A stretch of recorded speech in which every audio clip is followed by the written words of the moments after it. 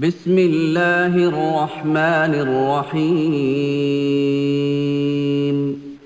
بسم الله الرحمن الرحيم. إن الحمد لله نحمده ونستعينه ونستغفره ونعوذ بالله من شرور أنفسنا ومن سيئات أعمالنا. من يهده الله فلا مضل له ومن يضلل فلا هادي له. وأشهد أن لا إله إلا الله وحده لا شريك له وأشهد أن محمدًا عبده ورسوله صلى الله عليه وعلى آله وصحبه أجمعين. قال الله تعالى: إن الذين قالوا ربنا الله ثم استقاموا فلا خوف عليهم ولا هم يحزنون.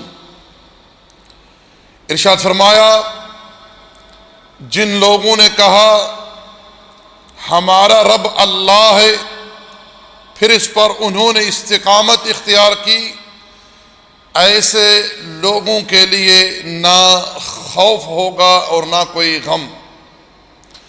اما بعد، برادران اسلام، عزیزان ملت، آج اس نشست میں اللہ سبحانہ و تعالی کی توفیق، اس کے فضل و احسان سے ہمارے درس کا عنوان ہے قل آمنت باللہ ثم استقم۔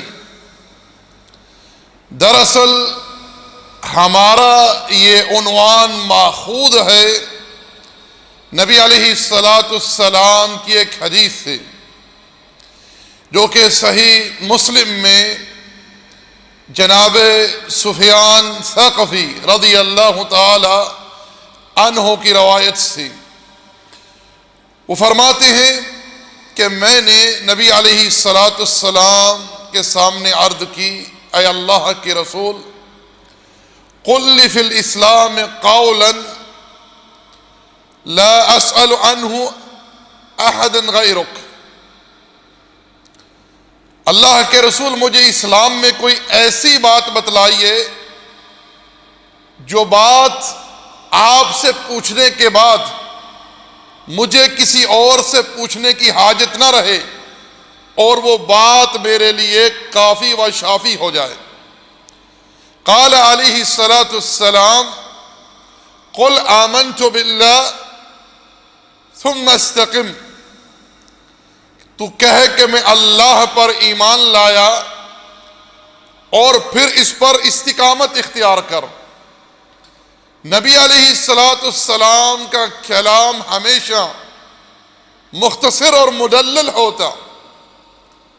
اللہ کے رسول علیہ السلام کعبۃ اللہ کا طواف کرتے، بڑا قیمتی وقت، بڑی عظیم جگہ اور بڑا عظیم آپ علیہ السلام کام کر رہے ہوتے، یعنی طواف کر رہے ہوتے، تو آپ کی دعا سنیے جو آپ رب سے مانگتے، کیا؟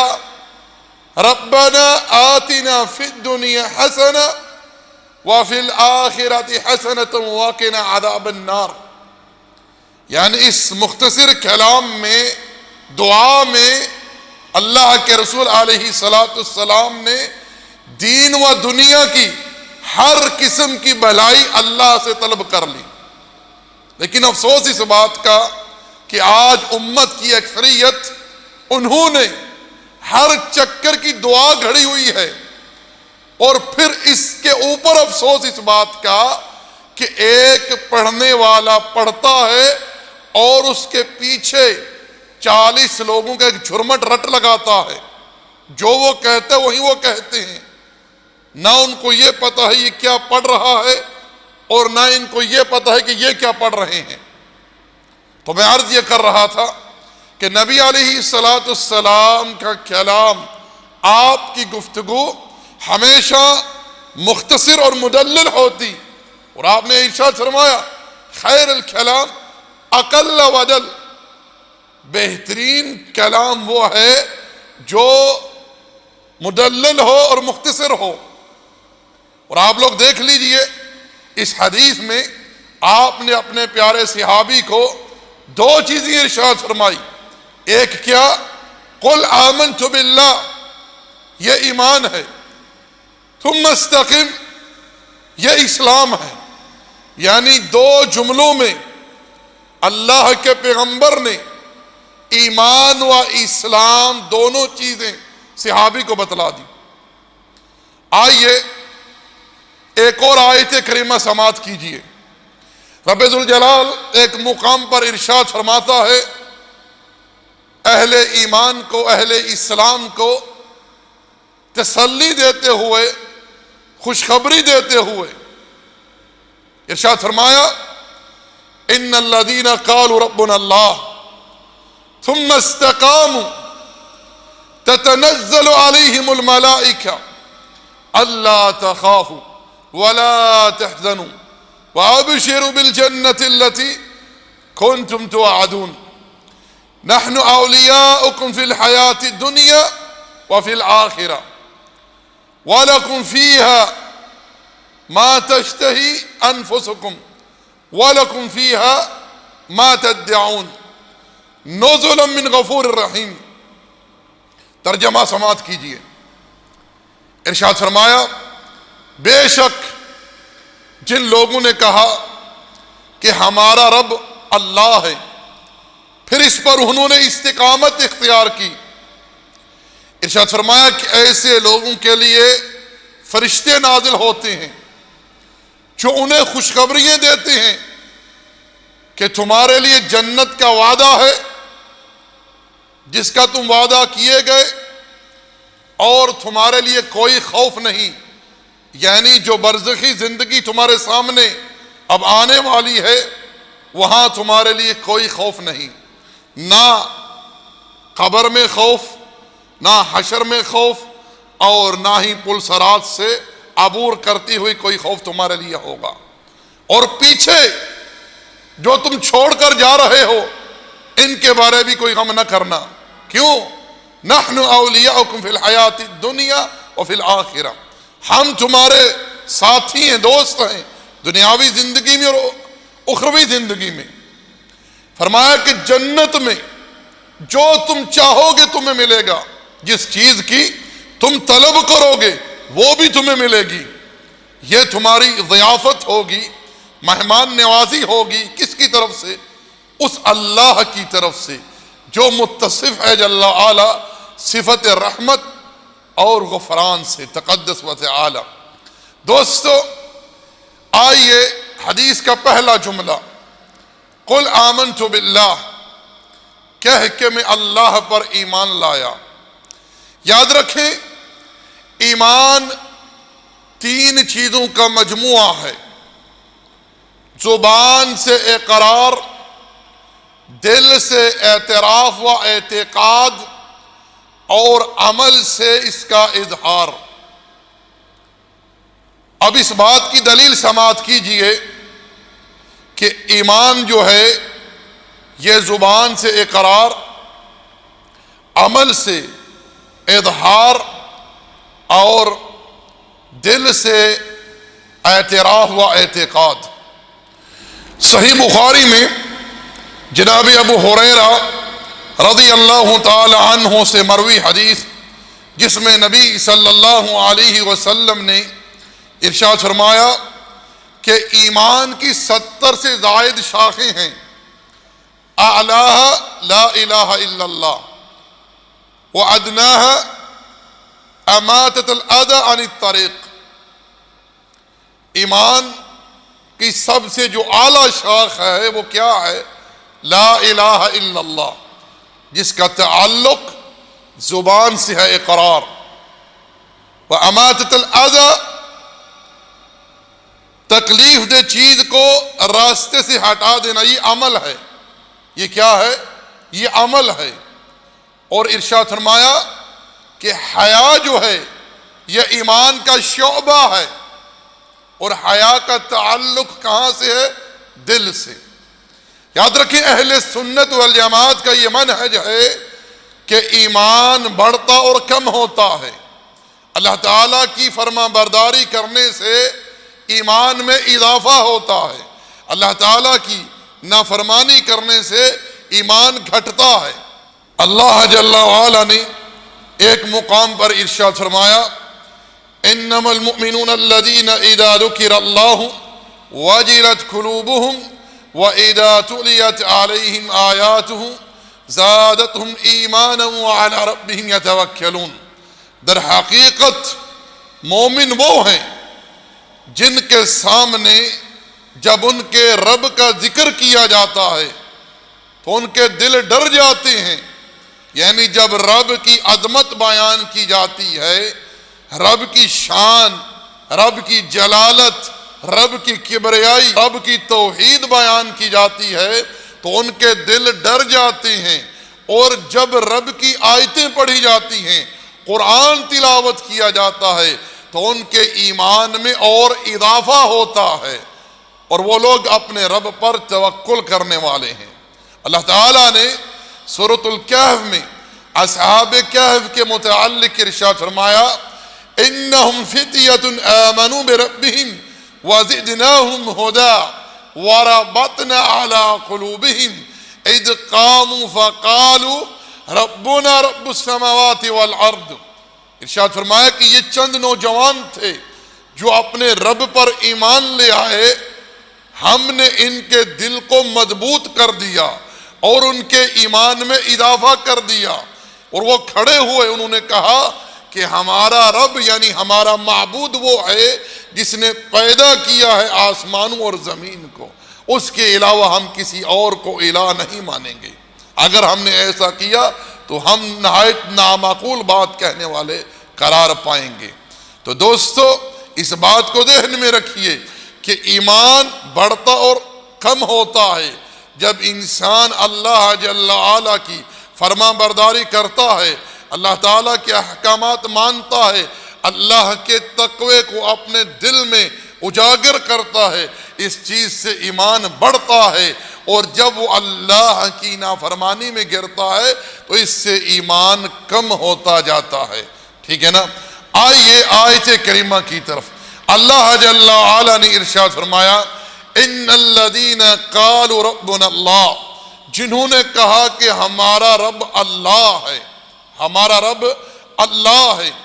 یہاں اگر بظاہری طور پر ہم دیکھیں تو پتہ یہ چلتا ہے کہ آیت کریمہ میں بیان ہے توحید ربوبیت کا۔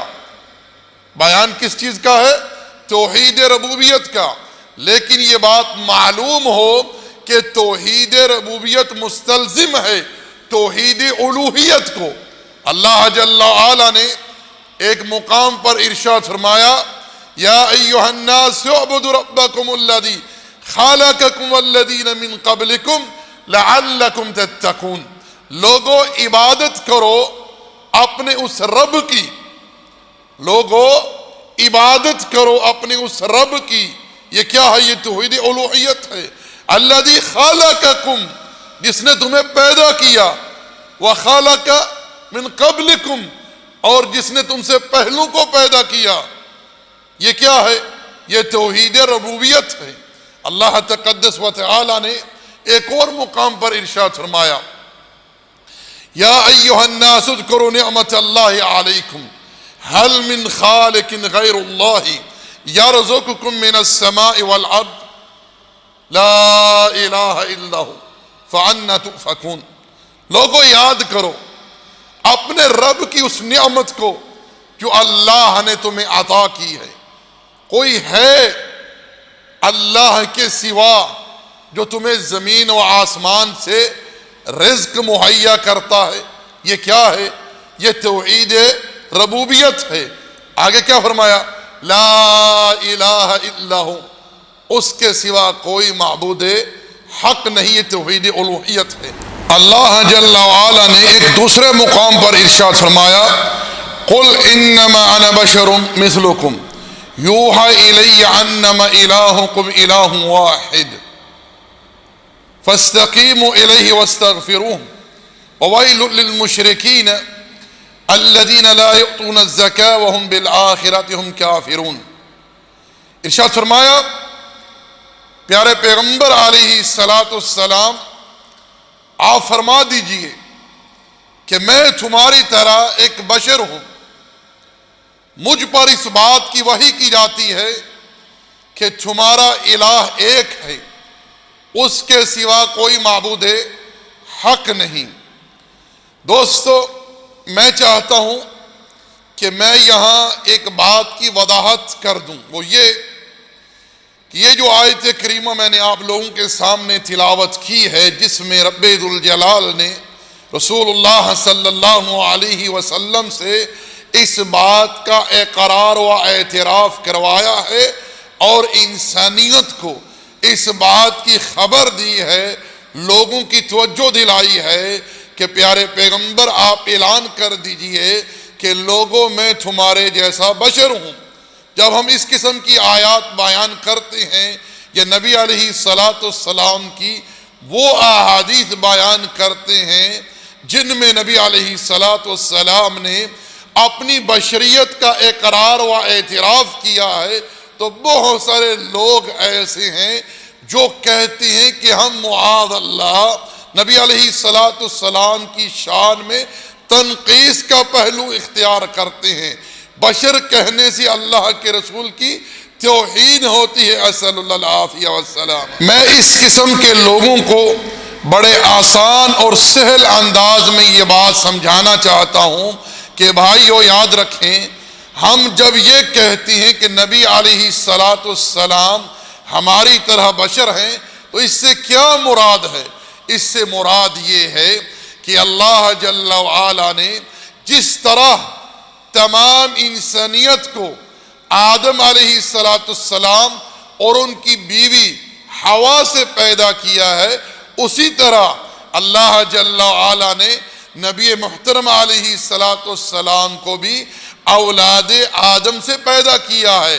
آپ علیہ السلام کے والد تھے، والدہ تھی، آپ کے دادا تھے، آپ کے پردادا تھے، آپ کے چچا تھے، آپ کی اولاد تھی صلی اللہ علیہ وسلم کی۔ آپ علیہ السلام اپنی زبان سے خود اپنا نسب جو ہے جناب اسماعیل علیہ السلام تک بیان فرماتے صلی اللہ علیہ وسلم۔ اس معنی میں آپ علیہ السلام ہماری طرح بشر ہیں، یعنی جس طرح دیگر انسانیت کو اللہ تعالیٰ نے آدم و حوا سے پیدا کیا ہے، اسی طرح آپ علیہ السلام کو بھی آپ کے والدین سے پیدا کیا، اور آپ علیہ السلام بھی اولاد آدم سے ہیں۔ اس معنی میں آپ ہمارے جیسے بشر ہیں، لیکن جو آپ کا مقام ہے، جو آپ کی شان ہے، جو آپ کے درجات ہیں، اس کو نہ کوئی فرشتہ پہنچ سکا، نہ کوئی جن اور نہ کوئی انسان۔ نبی علیہ السلام کی یہ شان ہے، کل محشر کے میدان میں موقف کا کرب ہوگا، لوگ تکلیف کے عالم میں ہوں گے، اس وقت انسانیت رسول اللہ صلی اللہ علیہ وسلم کے پاس آئے گی اور کہیں گے کہ آپ رب سے گفتگو کریں کہ رب ذوالجلال حساب شروع کرے، جنت والے جنت میں چلے جائیں، جہنم والے جہنم میں چلے جائیں، ہمیں اس موقف کے کرب سے نجات مل جائے۔ چنانچہ اس وقت رسول اللہ صلی اللہ علیہ وسلم آگے بڑھیں گے، اپنے رب سے کلام کریں گے۔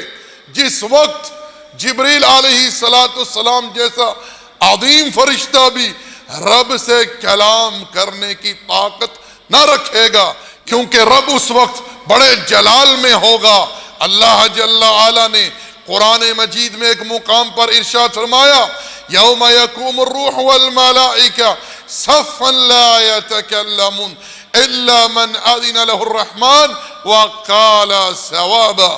اس وقت روح الامین جبریل اور تمام فرشتے کتاریں باندھ کر کھڑے ہو جائیں گے، لا یتکلمون، کسی کو جرت نہیں ہوگی کہ وہ کلام کرے مگر جسے اللہ کلام کرنے کی اجازت عطا فرمائے اور وہ ٹھیک ٹھیک بات کہے۔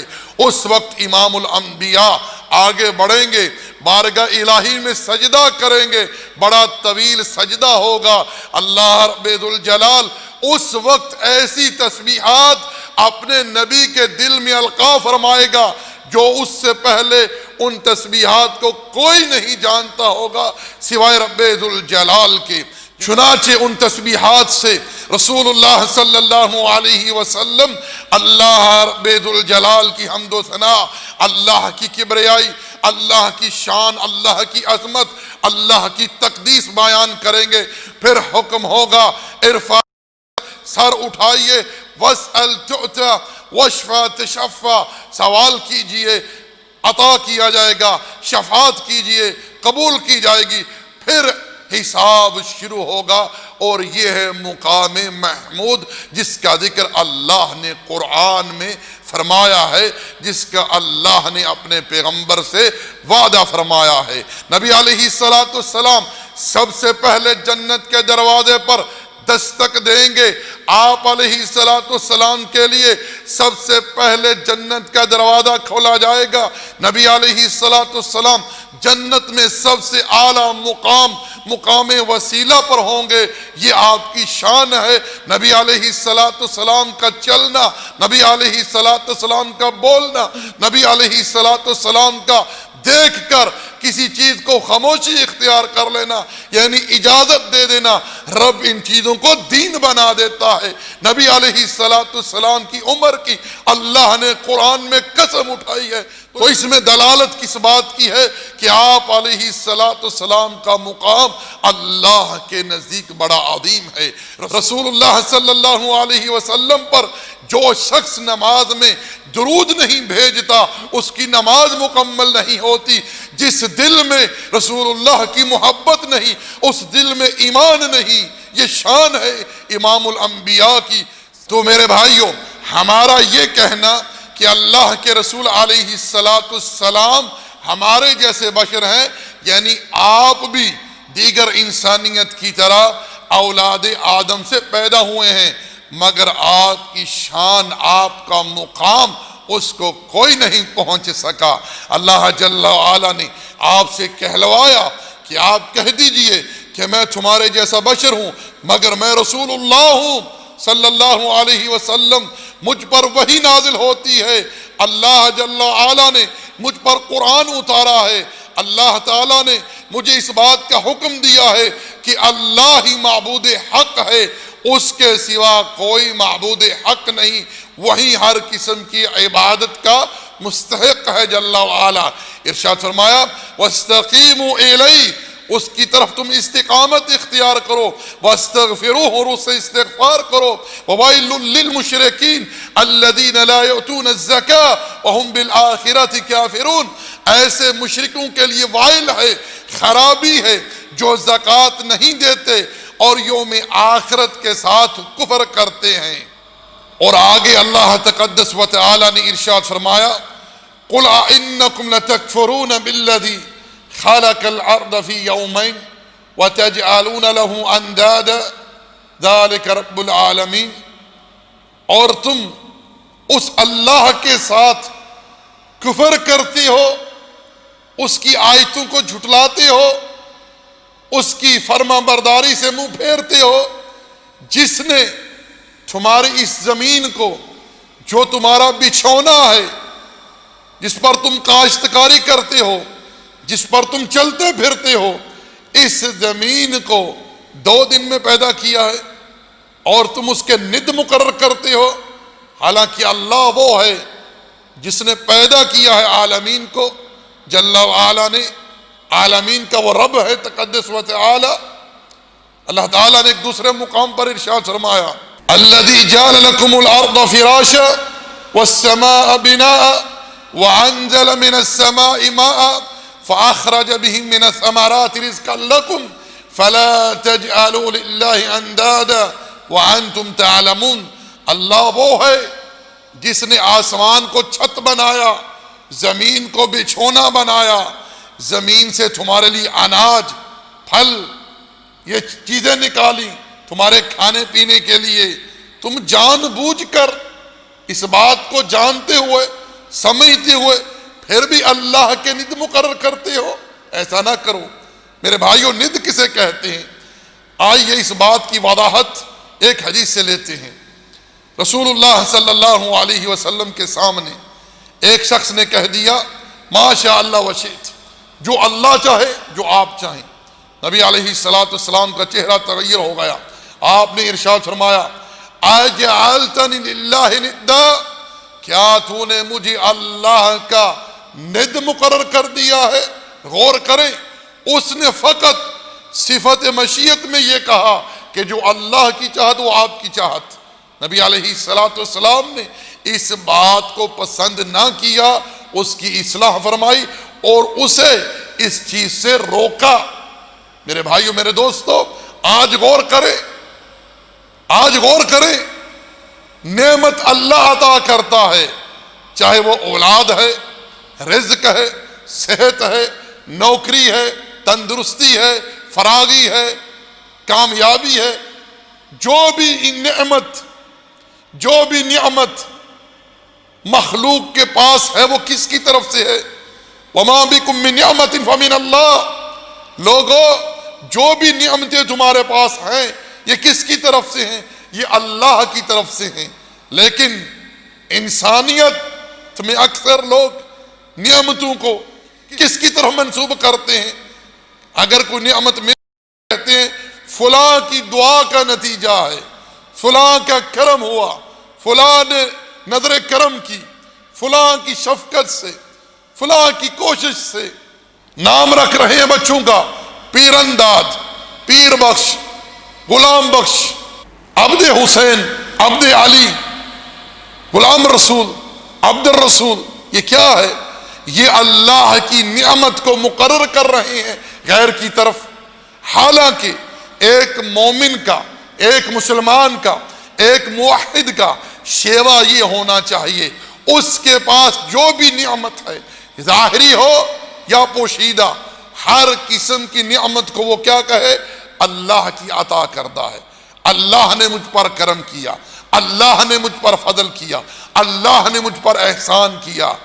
جی، اگر کہیں ضرورت پیش آ جائے تو اس طرح کہے یہ اللہ تعالیٰ کی عطا ہے، ثم پھر آپ لوگوں کے تعاون سے، یعنی کسی کی مشیت، کسی کی کوشش اللہ تعالیٰ کے حکم کے تابع ہو، اللہ کی چاہت کے تابع ہو۔ نبی صلی اللہ علیہ وسلم نے صلح حدیبیہ کے مقام پر ایک دفعہ صحابہ کرام کو فجر کی نماز پڑھائی۔ آپ جیسے ہی نماز سے فارغ ہوئے، آپ نے اپنا چہرہ نمازیوں کی طرف کیا، اور یہ آپ کا معمول تھا، آپ کا اسوہ تھا کہ آپ علیہ السلام جیسے ہی نماز سے فارغ ہوتے اپنے چہرے کو نمازیوں کی طرف کر لیتے۔ آپ علیہ السلام نے نماز سے فراغت کے بعد صحابہ کرام کو خطاب کرتے ہوئے ارشاد فرمایا هل تدرون ماذا قال ربكم، کیا تم جانتے ہو آج کی رات تمہارے رب نے کیا کہا ہے؟ قالوا اللہ ورسولہ عالم، صحابہ نے عرض کی اللہ اور اس کے رسول بہتر جانتے ہیں۔ ارشاد فرمایا کہ رب ذوالجلال فرماتا ہے کہ میرے بندوں میں سے کچھ بندوں نے صبح کی ہے اس حالت میں کہ وہ میرے ساتھ کفر کے مرتکب ہوئے اور ستاروں پر ایمان لائے، اور کچھ نے صبح کی ہے جو مجھ پر ایمان لائے اور انہوں نے ستاروں کے ساتھ کفر کیا۔ جنہوں نے یہ کہا کہ یہ بارش جو ہمیں عطا ہوئی ہے آج کی رات، یہ اللہ کے فضل، اللہ کی رحمت، اللہ کی عطا سے ہے، یہ مجھ پر ایمان لانے والے ہوئے اور ستاروں کے ساتھ کفر کے مرتکب ہوئے۔ اور جنہوں نے کہا کہ بارش فلاں فلاں ستارے کی وجہ سے حاصل ہوئی ہے، انہوں نے میرے ساتھ کفر کیا اور ستاروں پر ایمان لائے۔ دیکھ لیجئے، ایک بارش نے ایمان اور کفر کا فیصلہ کر دیا، مگر یہاں اللہ المستعان۔ آج بھی دیکھ لیجئے لوگوں کی حالت، کسی فٹ پاتھیے کے پاس جاتے ہیں، بابا جی میرے ہاتھوں کی لکیریں دیکھنا، بابا جی میرے لیے طوطے اڑانا، بابا جی میرے ستارے کے بارے میں بتلانا کہ کیا وہ گردش میں ہے؟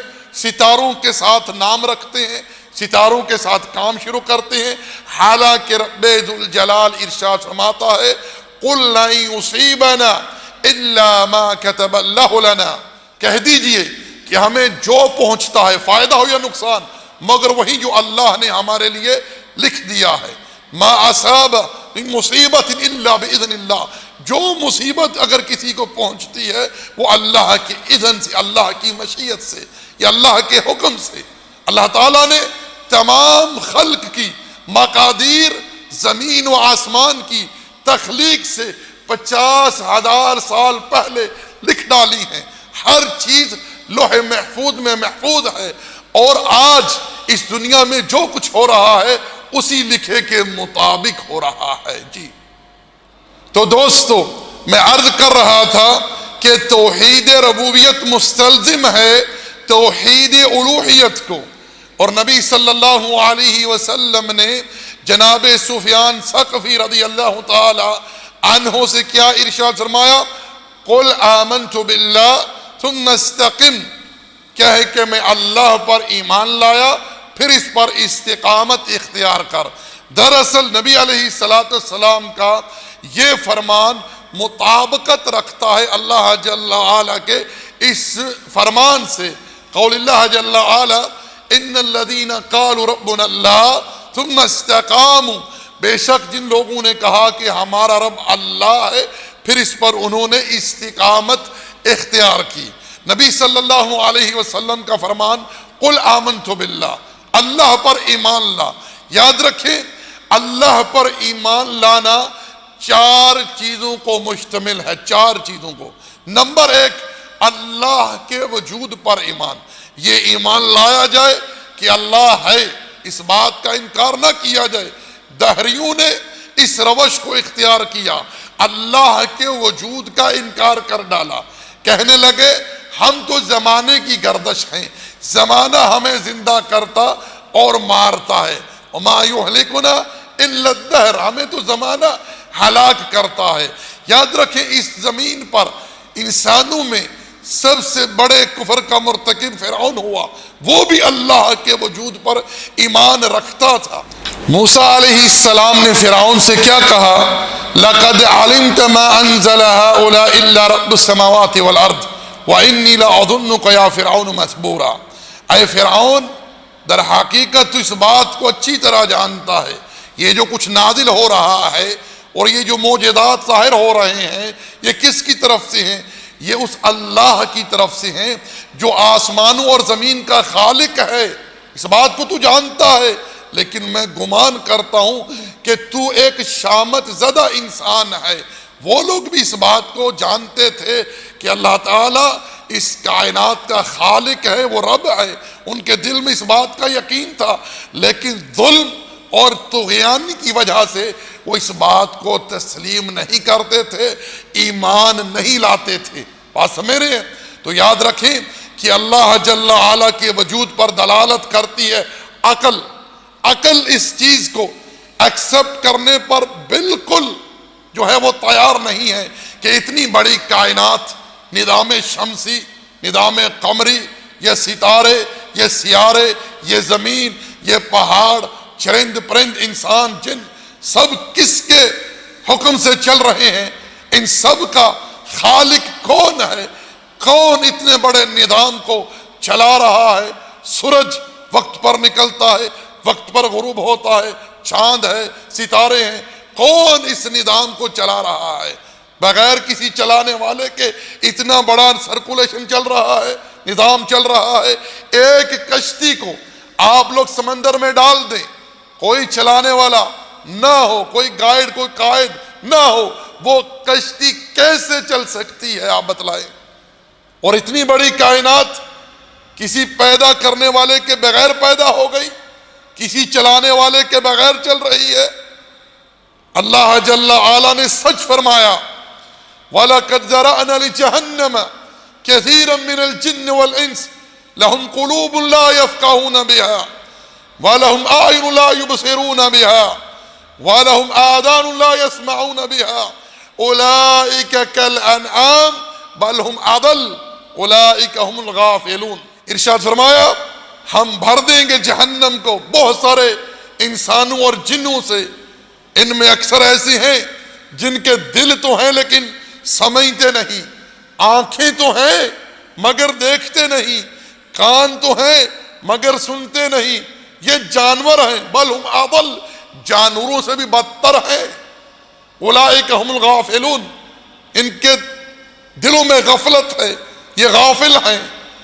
فإنها لا تعمى الأبصار ولكن تعمى القلوب التي في الصدور، یہ آنکھوں کے اندھے نہیں ہیں، یہ دل کے اندھے ہیں جو ان کے سینے میں ہے۔ یہ سمجھتے کیوں نہیں؟ اتنی بڑی کائنات بغیر کسی خالق کے وجود میں آ گئی، بغیر کسی چلانے والے کے چل رہی ہے۔ عقل دلالت کرتی ہے، فطرت دلالت کرتی ہے، اسی طرح نصوص دلالت کرتے ہیں، اللہ کی وحی دلالت کرتی ہے۔ اللہ جل وعلا نے قرآن مجید میں ارشاد فرمایا قل هو اللہ احد، کہہ دیجئے کہ اللہ ایک ہے، اللہ الصمد، اللہ بے نیاز ہے، لم یلد ولم یولد، نہ اللہ نے کسی کو جنا ہے اور نہ کسی نے اللہ کو جنا ہے، ولم یکن لہ کفوا احد، اور کوئی اس کا ہمسر نہیں جل وعلا کا۔ اسی طرح دوستو اللہ جل وعلا پر ایمان لانے کو دوسری چیز جو شامل ہے وہ ہے توحید ربوبیت۔ توحید ربوبیت چار چیزوں کو مشتمل ہے: خلق، ملک، رزق و تدبیر، یعنی اللہ اس کائنات کا خالق ہے، اس کے سوا کوئی خالق نہیں، نفی و اثبات کے ساتھ۔ جی ہاں، اللہ اس کائنات کا مالک ہے، اس کے سوا کوئی مالک نہیں، یعنی اللہ ہی کے لیے ہر چیز کی ملکیت ہے، وہی ہر چیز کا مالک ہے۔ انسانوں کو اگر کوئی ملکیت عطا ہوئی ہے تو وہ عارضی ہے، ٹمپریری ہے، محدود ہے، وقت کے ساتھ ختم ہو گئی اور ہو جائے گی۔ جی ہاں، اسی طرح اللہ اس کائنات کا رازق ہے، اس کے سوا کوئی رازق نہیں، وہ ساری مخلوق کو رزق عطا کر رہا ہے۔ وہ جل وعلا جانتا ہے کہ کس مخلوق کو کس جگہ کس قسم کے رزق کی حاجت ہے، ان کے ٹھکانوں کو جانتا ہے اللہ جل وعلا۔ چوتھی چیز ہے تدبیر۔ اللہ تعالیٰ اس کائنات کی تدبیر فرماتا ہے۔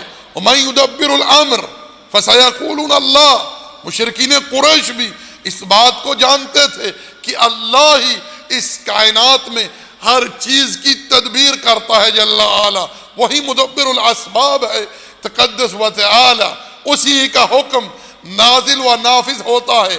اَلَا لَهُ الْخَلْقُ وَالْعَمْرُ، اسی ہی کے لیے خلق اور امر ہے جل وعلا کے لیے۔ یہ چار چیزیں اپنے ذہن میں رکھیے: خلق، ملک، رزق اور تدبیر، متصرف۔ بات سمجھے، یہ چار چیزیں شامل ہیں توحید ربوبیت کو۔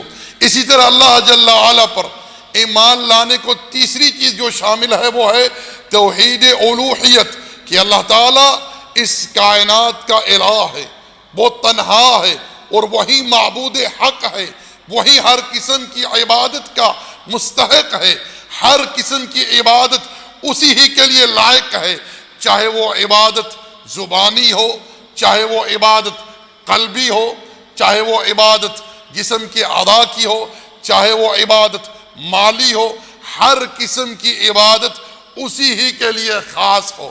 دعا عبادت ہے اسی ہی کے لیے، نظر عبادت ہے اسی ہی کے لیے، اسی طرح توکل عبادت ہے اسی پر، محبت عبادت ہے سب سے بڑھ کر اللہ سے محبت ہو، اسی طرح امید عبادت ہے سب سے بڑھ کر امید اللہ سے ہو جل وعلا سے۔ استغاثہ، استعاذہ، استعانت یہ عبادت ہے، کس سے ہو؟ اللہ سے جل وعلا سے۔ جی ہاں، اسی طرح دوستو اللہ جل وعلا پر ایمان لانے کو جو چوتھی چیز مشتمل ہے وہ ہے توحید اسماء و صفات۔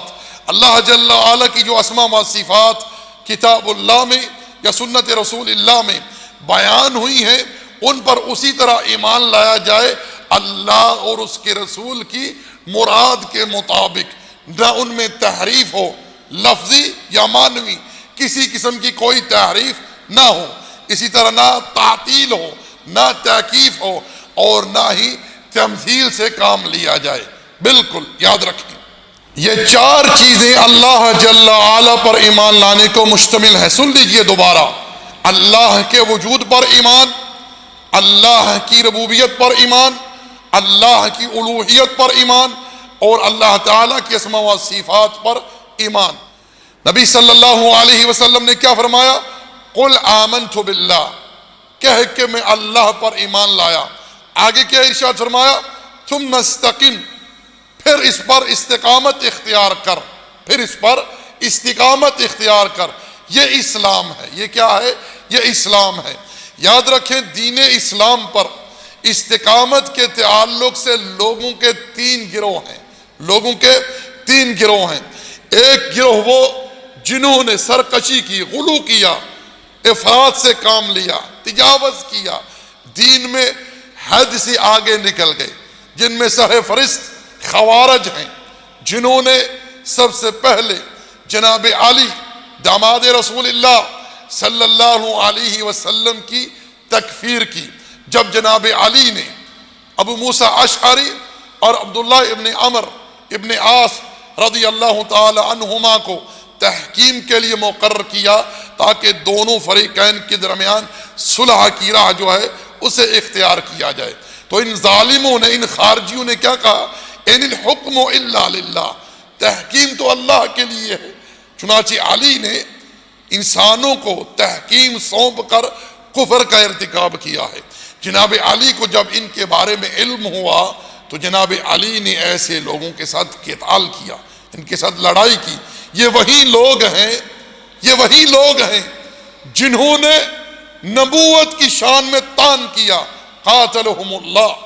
ان کا باپ ذوالخویسرہ، جس نے نبی صلی اللہ علیہ وسلم سے کہا تھا، اعدل یا محمد، اے محمد صلی اللہ علیہ وسلم انصاف کیجئے اپنی تقسیم میں، نبی علیہ السلام نے ارشاد فرمایا تھا کہ ایسے لوگ پیدا ہوں گے میرے صحابہ جن کے سامنے تم اپنی نمازوں کو، اپنی تلاوت کو، اپنی عبادات کو حقیر جانو گے، لیکن یاد رکھو یہ لوگ دین سے ایسے نکل جائیں گے جیسے کمان سے تیر نکلتا ہے۔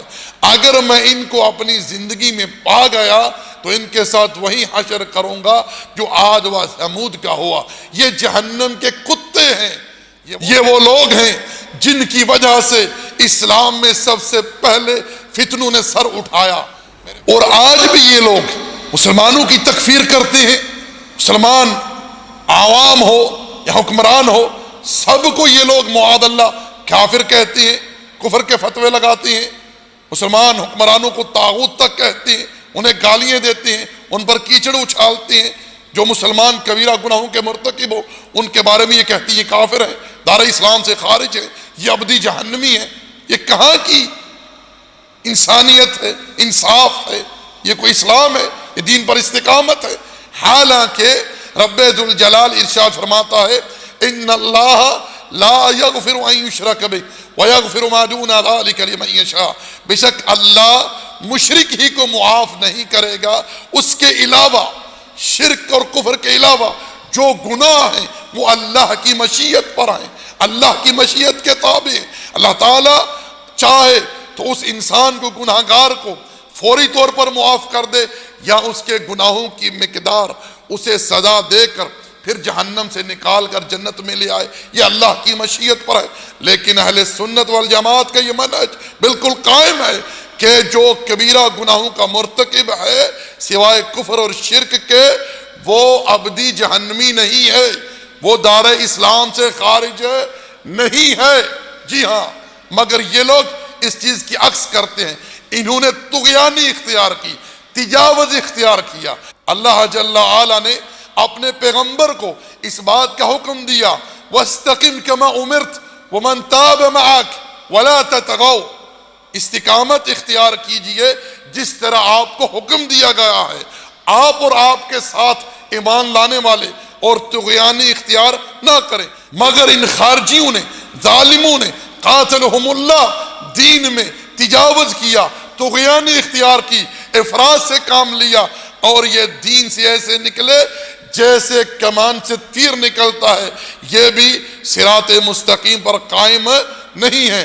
دین پر قیام چاہیے، استقامت چاہیے، مستقیم رہیے۔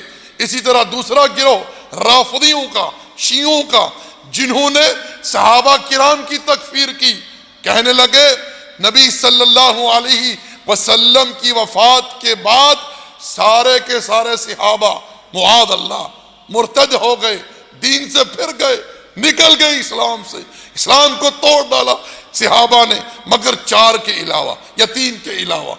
بتلائے یہ دین پر استقامت ہے؟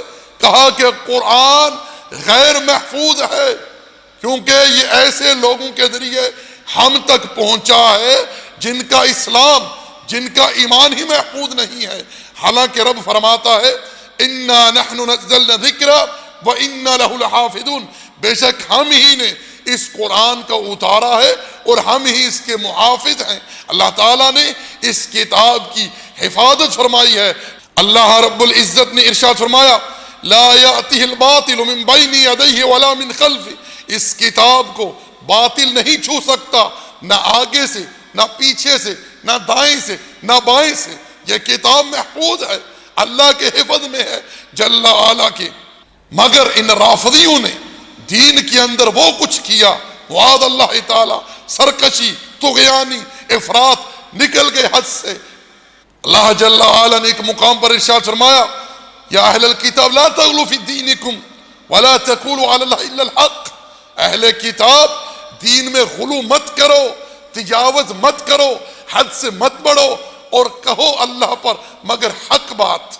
اسی طرح دوستو ایک تیسرا گروہ جنہوں نے افراط کی راہ کو اختیار کرتے ہوئے، غلو کی روش پر چلتے ہوئے اللہ جل وعلا کی اسماء و صفات میں الحاد سے کام لیا، اللہ کی اسماء و صفات میں تحریف کر ڈالی، لفظی تحریف، معنوی تحریف، تعطیل سے کام لیا، اللہ تعالیٰ کی صفت استواء علی العرش میں تحریف کی، کہنے لگے عرش سے مراد سلطنت ہے، ہاتھ سے مراد قدرت ہے، صفت رحمت کے بارے میں کہنے لگے ارادہ نعمت، اسأل اللہ العافیہ والسلام۔ کس نے انہیں اس چیز کا حکم دیا؟ کس نے انہیں یہ تعلیم دی؟ کیا یہ دین پر استقامت ہے؟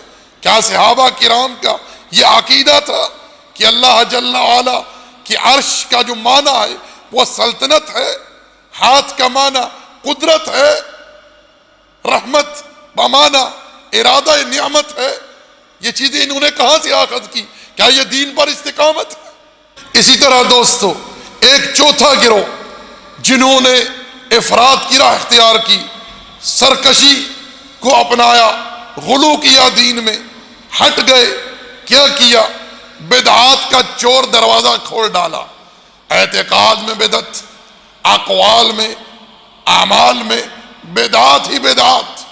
یہ اعتقادی بدعت ہے، مثلا قبروں پر چادریں چڑھانا، قبروں کا طواف کرنا، قبروں پر عمارتیں بنانا، قبروں والوں کے وسیلے سے اللہ کو پکارنا، وہاں قیام کرنا، وہاں سجدے اور رکوع کی کیفیت اختیار کرنا۔ اب ان لوگوں سے پوچھو تمہیں کس نے اس چیز کا حکم دیا ہے؟ کیا یہ دین پر استقامت ہے؟ رسول اللہ صلی اللہ علیہ وسلم دنیا سے رخصت ہو رہے ہیں، صحیح بخاری میں کتاب الصلاۃ میں حدیث موجود ہے، سیدہ عائشہ فرماتی ہیں اللہ کے پیغمبر جس بیماری میں آپ کو شفا نہ ہوئی، آپ بستر مرگ پر تھے، آپ اپنے چہرے پر کپڑا ڈالتے اور ہٹاتے اور ارشاد فرماتے لعنت اللہ علی الیہود والنصارى اتخذوا قبور انبیائہم مساجدا، اے اللہ تو لعنت کر ان یہود و نصارہ پر جنہوں نے اپنی انبیاء کی قبروں کو سجدہ گاہ بنا لیا۔ سیدہ عائشہ فرماتی ہیں یحذر ما صنعوا، دراصل اللہ کے رسول اس بات کو بیان کر کے امت کو اس قبر پرستی کے شرک سے خبردار کرنا چاہتے تھے، مگر افسوس در افسوس امت کا ایک کثیر تعداد میں طبقہ غلو کی راہ کو اپنا کر، افراط کی راہ کو اپنا کر، استقامت سے ہٹ کر اس روش پر چلا اور قبروں کی عبادت میں لگ گیا۔ اور اس کے علاوہ ان لوگوں نے اعمال میں جو بدعات ایجاد کی، 11ویں کی بدعت یہ کہاں سے آئی؟ کس نے حکم دیا؟ ایک بندہ نبی علیہ السلام کی وفات کے 450 سال بعد میں پیدا ہو رہا ہے، اس کے نام کی نظر دی جا رہی ہے، انہیں غوث آدم قرار دیا جا رہا ہے کہ یہ سب سے بڑے سننے والے ہیں، کسی کو داتا کہا جا رہا ہے، یہ خلق کو عطا کرنے والے ہیں، کسی کو مشکل کشا کہہ رہے ہیں کہ یہ خلق کی مشکلیں حل کرنے والے ہیں۔ کس نے ان کو اس بات کا حکم دیا؟ کس نے تعلیم دی؟ کیا یہ دین پر استقامت ہے؟ اسی طرح کل، تیجا، 10واں، 40واں، برسی، میلاد، اور یہ کہاں سے آئی یہ چیزیں؟ گھروں پر سیاہ جھنڈے بلند کرنا، مرثیے پڑھنا، ماتمی جلوس نکالنا، نہا کرنا، 72 مارنا، اپنے آپ کو چھریوں اور چاقوں سے زخمی کرنا، کیا یہ دین پر استقامت ہے؟ کیا اللہ رب العالمین کا یہ حکم یہ لوگ پورا کر رہے ہیں؟ وَاسْتَقِمْ كَمَا أُمِرْتَ، استقامت اختیار کیجئے جس طرح تمہیں حکم دیا گیا ہے۔ کیا اللہ نے ان چیزوں کا حکم دیا ہے؟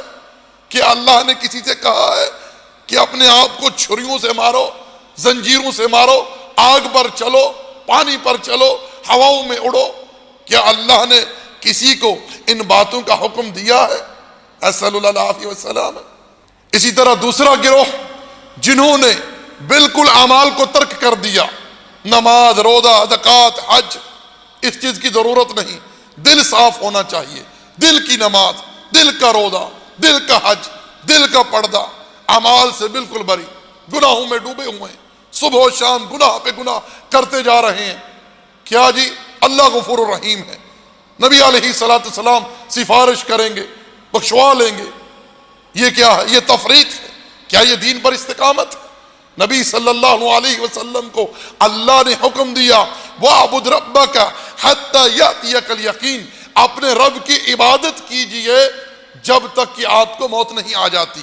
اور نبی علیہ السلام نے اس آیت کریمہ پر عمل کر کے دنیا والوں کو دکھلا دیا کہ یہ ہے نبی علیہ السلام کی عبادت، اور اسی پر آپ علیہ السلام کی وفات ہوئی۔ ایسے لوگوں کے بارے میں ارشاد فرمایا، وَمَنْ أَظْلَمُ مِمَّنْ ذُكِّرَ بِآيَاتِ رَبِّهِ فَأَعْرَضَ عَنْهَا وَنَسِيَ مَا قَدَّمَتْ يَدَاهُ۔ ارشاد فرمایا، اس سے بڑھ کر ظالم کون ہو سکتا ہے جسے اس کے رب کی آیتوں سے نصیحت کی جائے اور وہ اعراض کرے اور اس چیز کو فراموش کر بیٹھا ہے کہ اس نے اپنی آخرت کے لیے، اپنے کل کے لیے کیا آگے بھیجا ہے۔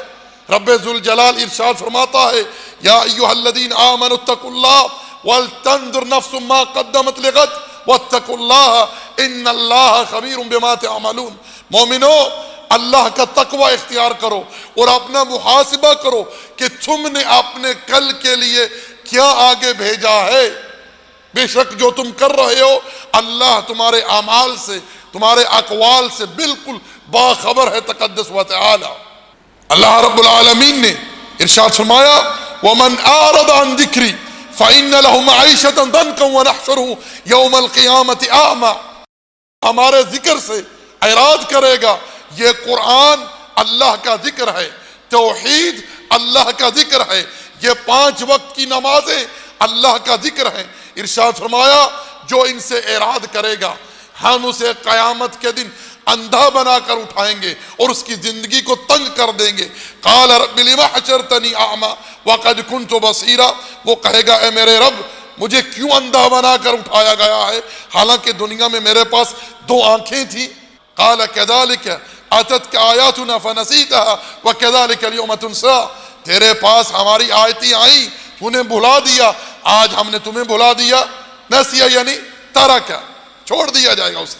اور ایک دوسرے مقام پر اللہ جل وعلا نے فرمایا، وَمَنْ يَعْشُ عَنْ ذِكْرِ الرَّحْمَنِ نُقَيِّضْ لَهُ الشَّيْطَانَ فَهُوَ لَهُ قَرِينٌ، جو رحمان کے ذکر سے اعراض کرے گا ہم اس پر شیاطین مسلط کر دیں گے، وہی اس کے ساتھی ہوں گے۔